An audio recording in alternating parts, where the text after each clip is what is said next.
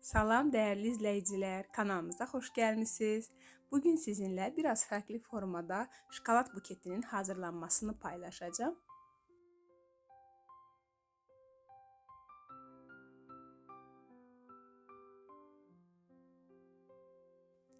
İlk olaraq korpusumuzu yığmağa başlayıram. Altlıq hissədə kardondan və penoplastdan istifadə edəcəm.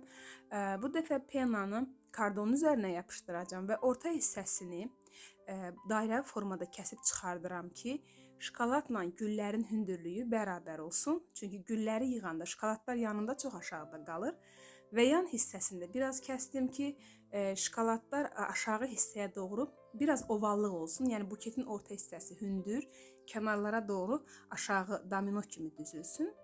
İlk olaraq qulp hissəsini hazırlayırıq. Adi kardon boru da olar, özünüz də kardondan boru hazırlaya bilərsiniz. Bu diametri ümumi olaraq 41 sm götürdüm kardonu və ilk olaraq orta nöqtəsini tapıram ki, qulp hissəni tam ortaya, mərkəzə yapışdıra bilim.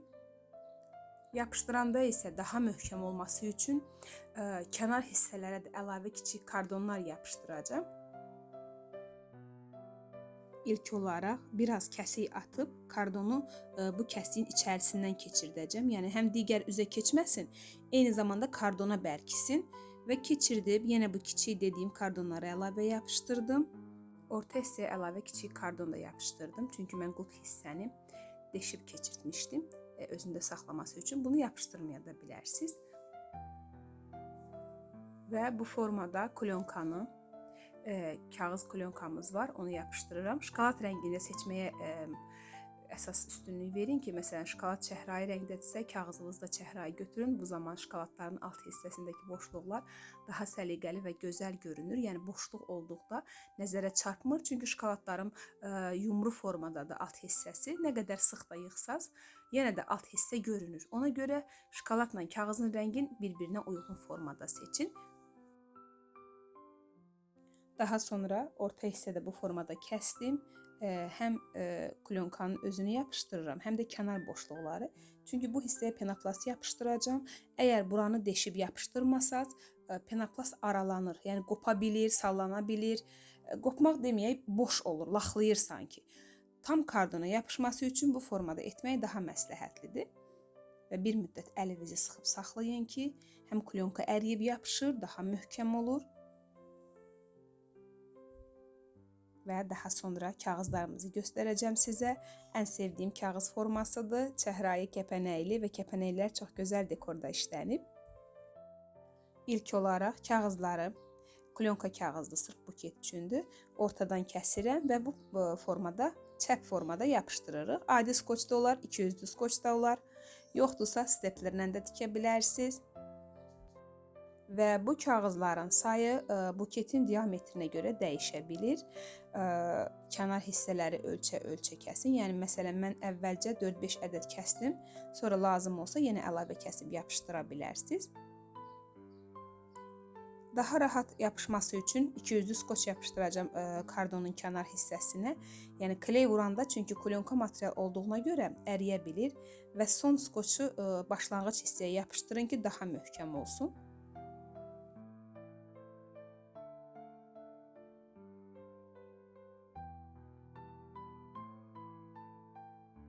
Bütün ətraf hissələri yapışdırandan sonra qulp hissədə əlimizdə çox səliqəli formada dəstələməyə çalışırıq.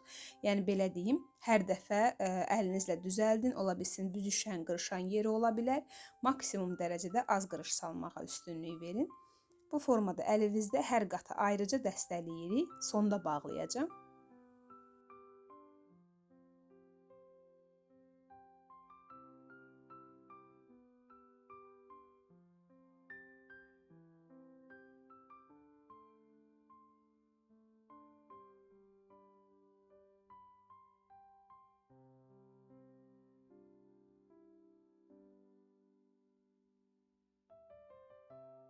Bəzən buketdə iki kağız arasında aralanmalar olur. Onları da bir-birinə yapışdırmaq üçün yenə 200'lü skoçdan istifadə edə bilərsiniz.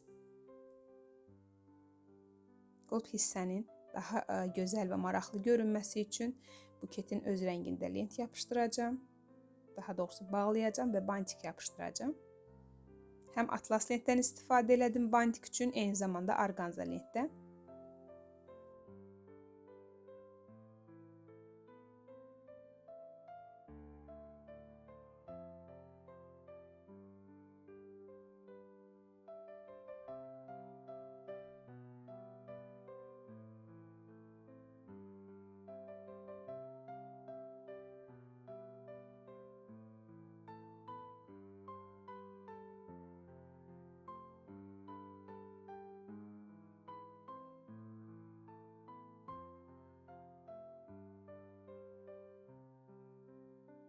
Buketin aşağı bağlaması hazırdır.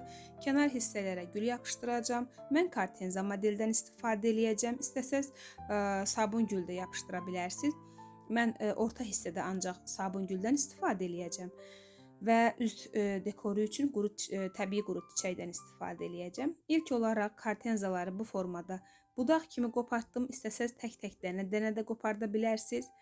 Və belə qarışıq formada yapışdırdım. Yəni səliqəli, sadə düzüm istəmədim. Belə daha gözəl göründü zənnimcə. Orta hissəyə isə sabun güllər yerləşdirəcəm ki, üst hissədə hərif olacaq. Və bu formada qızılı kağız bükdüm. Çünki həmin hissəyə də mən şokolad yapışdıracağım. Alt hissədən ağ penanın görünməsini istəmirəm. Onu da deyim ki, İndi sizə yapışdırandan sonra daha yaxşı başa sala biləcəm fikrimi. Videonun əvvəlində qeyd eləmişdim. Şokoladlarla güllərin hündürlüyü eyni oldu və düşünürəm belə daha maraqlı görünəcək. İndi isə hərf dekoru hazırlamağa başlayıram. Bu dairəni təxmini olaraq çəkdim ki, güllərin həcmi, yəni həcmindən hərf kənara çıxmasın. Onun içərisində olacaq çünki hərf üzərinə yapışdıracağım. Və müəlliməmizin adıdır sifarişə uyğun olaraq.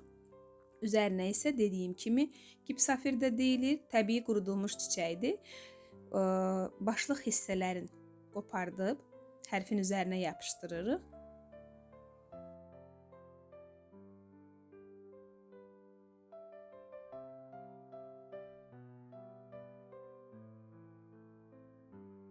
Biraz incə işdir, vaxt aparır, amma sonda nəticə olaraq çox gözəl və zərif görünür. Ona görə əziyyətə dəyər.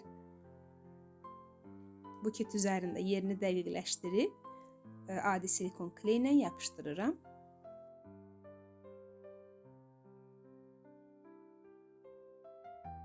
Buketlə işimiz bitdi. Son olaraq şokoladları düzməyə başlayacağım. Və dediyim kimi yan hissələrdə maili olacaq şokoladların görünüşü və daha sonra kardonun üzərinə yapışdırmağa davam eləyəcəyik. Baxın, bu formada dövrəni tamamlayıb maili formaya başlayıram. Əgər orta hissədə belə dekor olmayacaqsa, o zaman penoplasta da ehtiyac yoxdur. Dediyim kimi istədim bu dəfə fərqli formada hazırlayım. Ümid edirəm videom sizlərin də ürəyincə olacaq. Bugünlük bu qədər. Bizi izlədiyiniz üçün təşəkkürlər. Sağ olun, növbəti videolarda görüşənədək.